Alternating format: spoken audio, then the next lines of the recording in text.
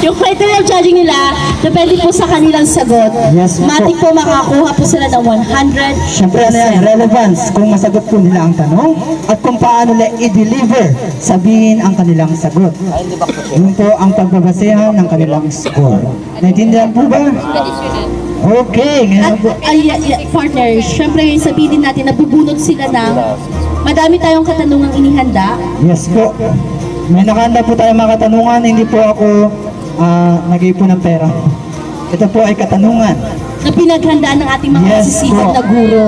Talagang nag-brainstorming pa sila para lang mabuo yung mga tanong na yan. Yes, maghapon po yung pinag-isipan ang mga katanungan na nakalagay dito. So bubunot po yung ating mga kandidato at kung ano po yung mabunutin ng tanong, yun po yung kanilang sasagutin. Madali lang naman po ang mga katanungan tungkol lang sa mga simpleng bagay-bagay dito sa ating paaralan. Simulan na po natin ang question and answer. Siyempre sir, simulan natin from candidate number 1 po, siyempre. At may I request their advisor. Request po natin ang kanyang advisor si Ma'am Lizelle Ann. Kasi po baka matakot sa amin at hindi na sumagot. Baka sabihin lang nila, masaya po. Opo.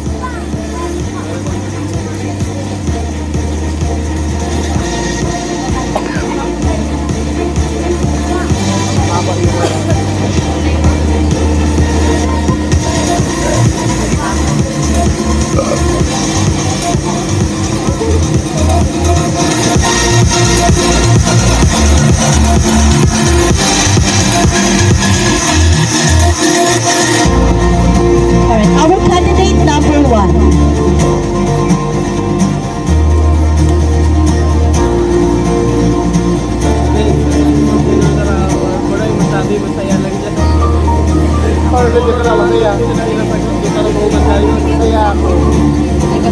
Hi, Ate Jebi. Kamusta ka po? Happy ka ba? Happy po ikaw? Masaya ka? Ready ka na sa tanong ni Ma'am? Lakasan mo lang po ang boses mo, ha? Si Ma'am Lizelle ang magbabasa ng tanong mo. Wow, madali lang tong tanong ni Jebi. Kayang-kaya niya tong sagutin. Jebi, sino ang paborito mong cartoon character at bakit? Sino po yung paborito mong cartoon character? Sino po? Frozen. Sino po? Frozen. Frozen! Wow, Frozen! Sino sa Frozen? Si Elsa o si Anna? Basta Frozen, dalawa sila. Kasi hindi nga mabubuo ang Frozen. Bakit po? Bakit po? Bakit Frozen? Ha? Bakit Frozen, ate?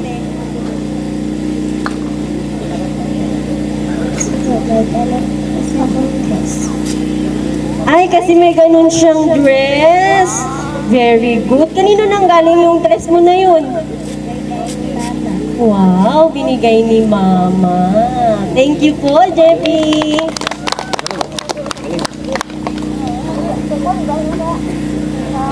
Okay, maraming salamat po. Candidate number 1. Uli po ang kanyang sagot ay si Frozen daw po dahil pareha sila ng dress. Punta naman po tayo kay male candidate number 1, James Lester Bibiñas.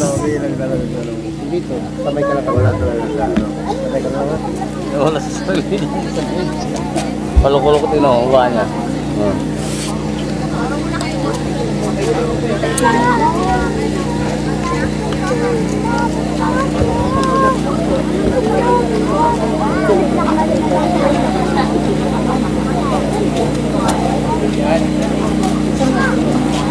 Ayan, bubunot na po si James. Bibigay natin kay Ma'am Lizelle. Hi, James. Kamusta ka po? Okay ka lang po? Sagot ka po sa mic. Ready ka na po? O, ito po ang tanong ni Ma'am. Kailangan bang kumain ng gulay ang batang katulad mo? Kailangan mo po bang kumain ng gulay? Opo, bakit po? Bakit po? Okay na. ko na magkakapasal ko na.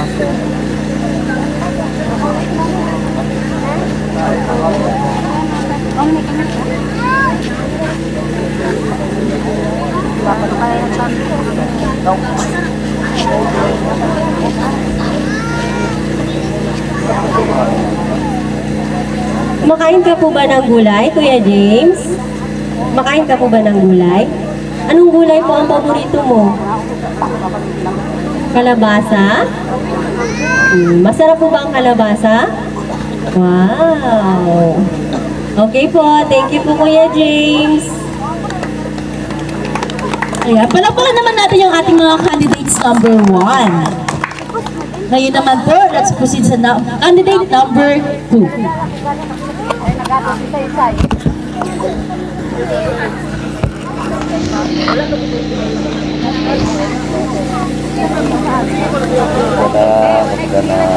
Pare, oh, tumor.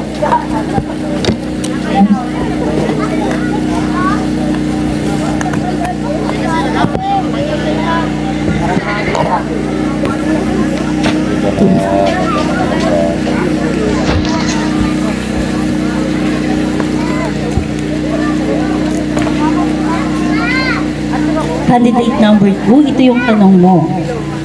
Bakit mahalaga ang paggalang sa mga magulang at mga nakatatanda? Kasi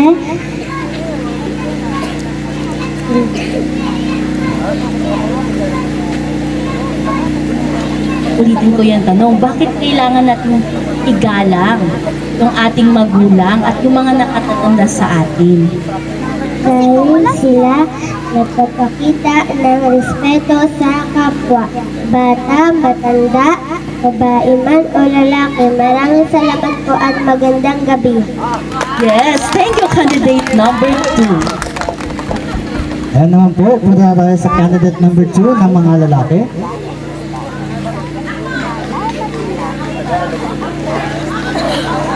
Ayan, nagkakaangkita na ng apo.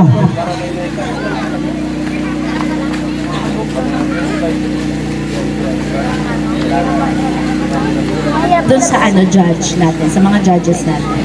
Ito yung tanong mo, candidate number 2. Naniniwala ka ba sa kasabihang ang batang mabait pinagpapala ng langit? Naniniwala ka? Opo. Bakit? Bakit ka po naniniwala?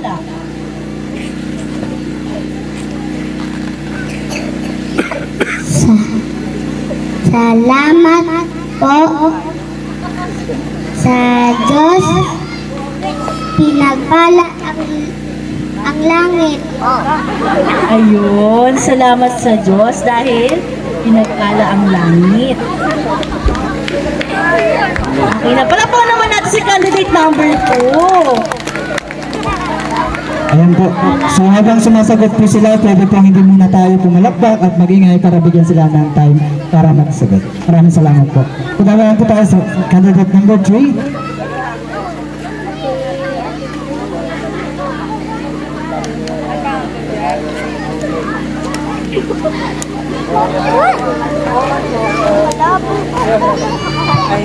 Mama ko.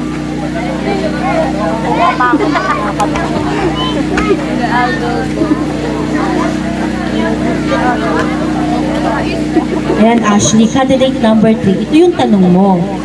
Ano ang gagawin mo kung nakita mong tinatago ng isa mong kamag-aral ang bag ng isa mo pang kamag-aral? Yung kaklase mo, tinatago yung bag ng kaklase mo. Anong gagawin mo po? Sumbong sa Kanino mo isusumbong? kay ma'am.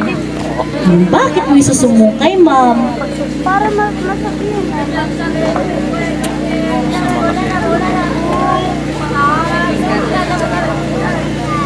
Isusumbong mo kay ma'am yung nagtago ng bag. Bakit?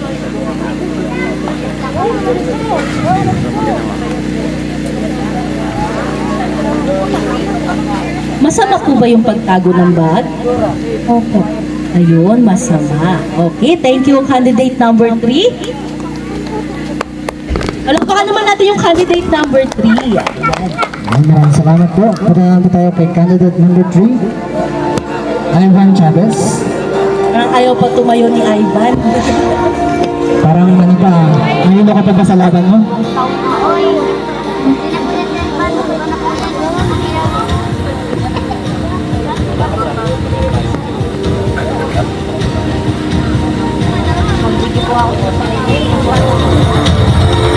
Ivan, candidate number 3, ito yung tanong mo. Anong gusto mo maging paglaki? Maging doktor. Bakit? Tulungan na may sakit. Ayan, para tulungan yung may sakit. Thank you, candidate number 3. Maraming salamat, candidate number 3. Punta tayo kay candidate number 4, Natalie Claire S. Martinez.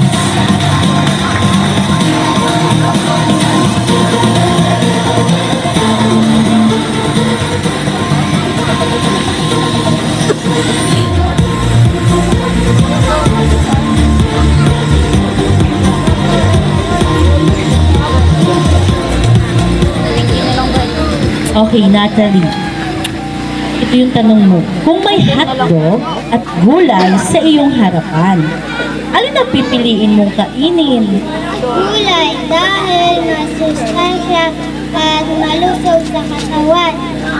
Thank you, candidate number 4. Yes, thank you, candidate number 4. And last but not the least, candidate number 4 ng lalaki, Chance Dominic Montillo. Mamaya na po.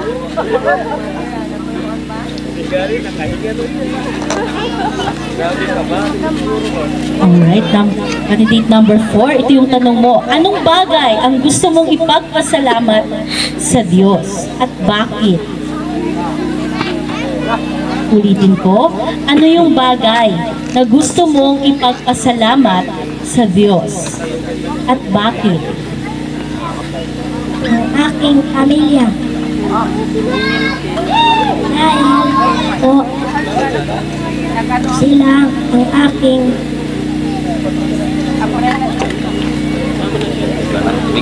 dahil may maayos akong pamilya. Ayan, dahil may maayos ang pamilya. Palapakan naman natin si candidate number 4. And thank you, candidate number 4. Para naman po sa higher grades, ang mga judges po natin ang magtatanong. Okay, tawagin natin ang ating unang higher grade. Si Marianico T. Canales is candidate number 5.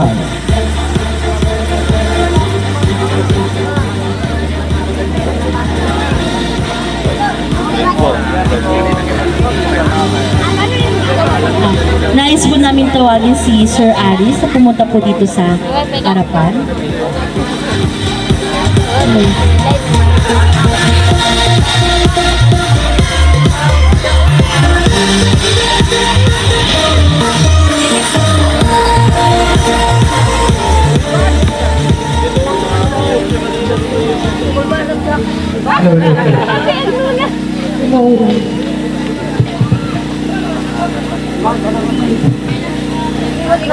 Kita ka ng putis niya.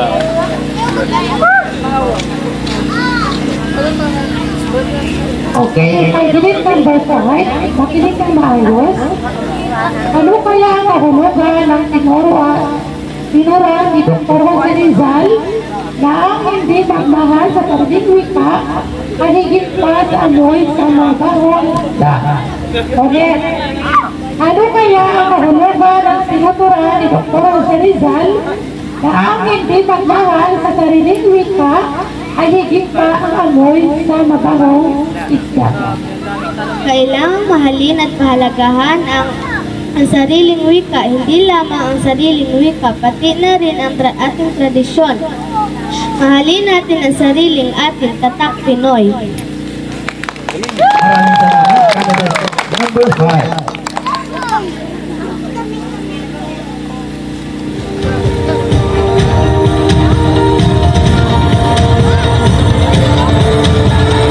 Next, tawagin naman natin yung candidate number 5 mula sa mga kalalakihan.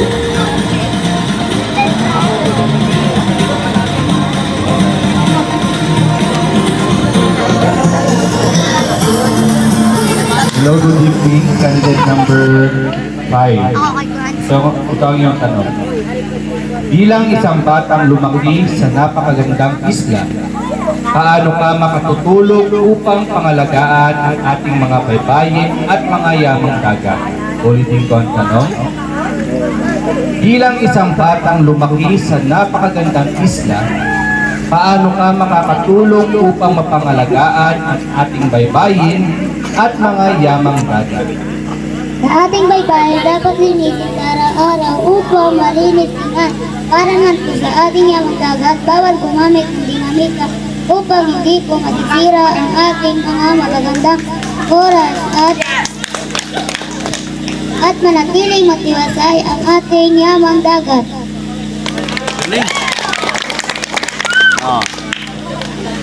Thank you, candidate number 5. Remind lang po, kapag sumasagot po sila, mamaya na po tayo sumigaw, pumalakpak, para po mas tuloy-tuloy po yung kanilang pagsagot. Maraming salamat po. Next, we have candidate number 6.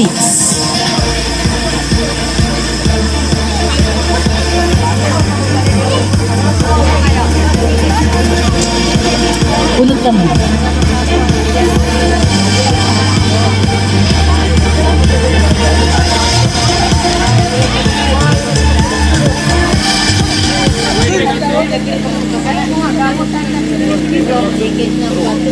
Ayan, so magandang gabi po sa ating lahat. Hi! Hello po. Ready ka na ba? Opo. Okay, ito yung katanungan na iyong nabunot. So, ang sabi dito, kung halimbawa bibigyan ka ng Panginoon ng isang kahilingan, ano ito at bakit? Ulitin ni Sir.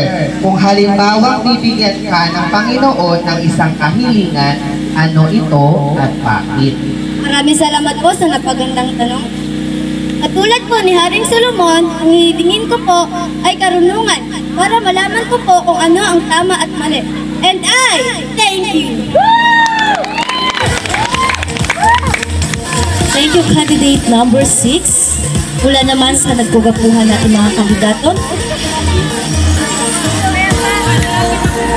Tara natin.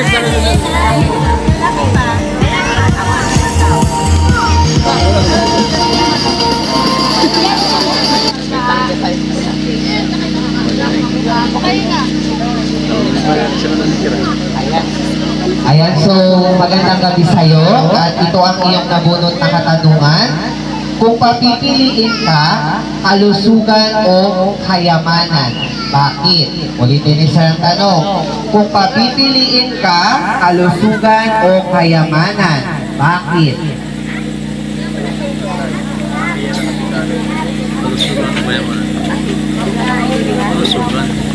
Naintindihan niya, ma'am? Okay, ulitin ni Sir. Sana ba yung tanong? Okay. Sabi daw dito, kung papipiliin ka, kalusugan ba o kayamanan? Bakit? Magtutulungan. Kalusugan o kayamanan? Kalusugan. Bakit kalusugan? Magtutulungan.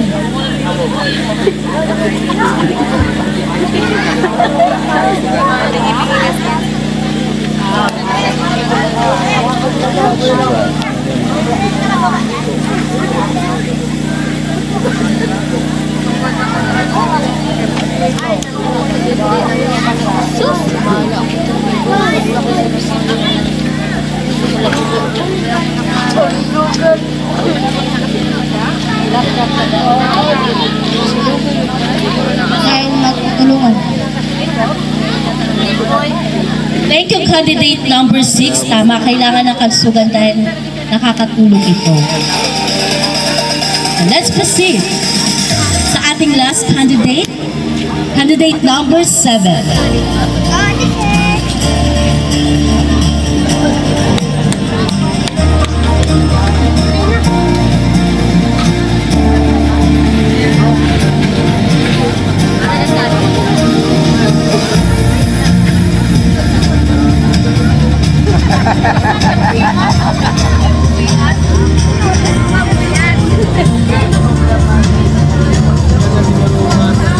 good evening.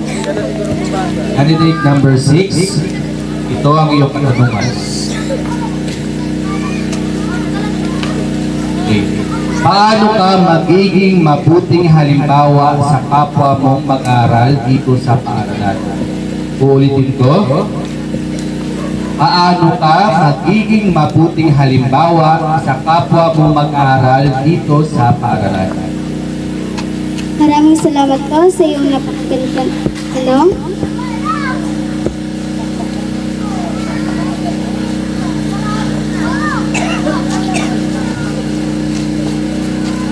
Kung paano po ako magiging mabuting halimbawa ng mga kabataan ay ang pagsisigam po ng pag-aaral at makapagtapos at makahanap ng magandang trabaho.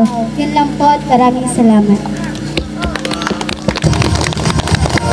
Thank you, candidate number 7. Mula naman po sa mga kalalakihan.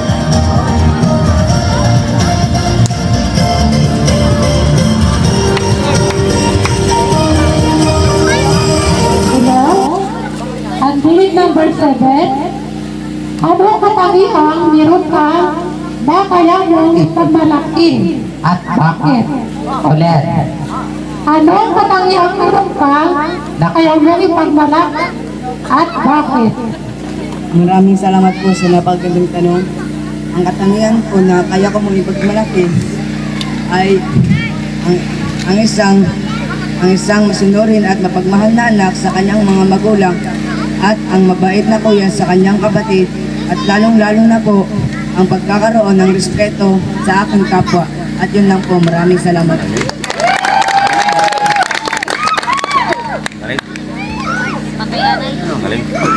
Ayan po, maraming salamat sa lahat ng ating mga candidates. At habang kinukumpleto po at binibilang kung ilan talaga ang nakuha nilang score,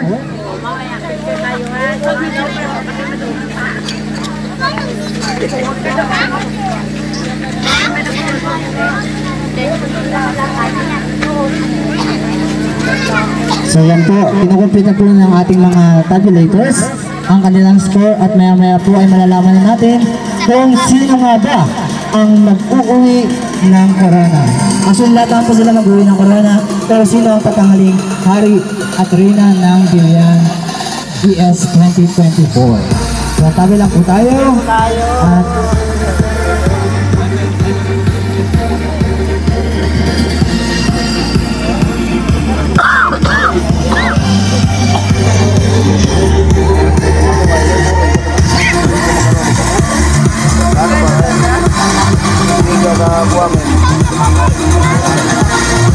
Para hindi na mapunta ng